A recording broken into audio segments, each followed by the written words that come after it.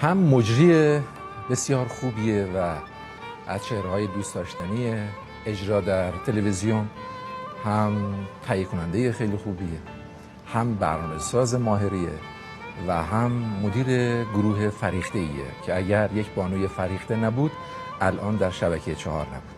از توصیفاتتون بسیار سپاسگزارم. لطف شما. شبکه بسیار فرهنگیه شبکه 4، چون من شبکه 1 بودم، 2 بودم، 5 که عرض کردم خدمتتون، جام جم بودم، ولی شبکه 4 من از بچگی یادمه بعد این شبکه مختلف. شما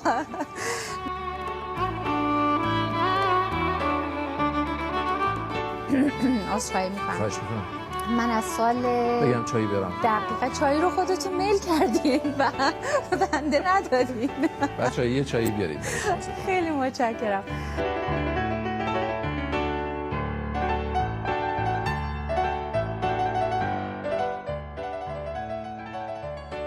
دست شما در نکنه. مرغم براتون داریم الان میپزیم رو سنگ که فکر نمی کنم تا حالا تست کرده باشید. من گیاهخوارم آقای بی‌نیاز، من الان 1 سال و نیمه که گیاهخوارم. اشکال نداره، این مرغم گیاهخواره.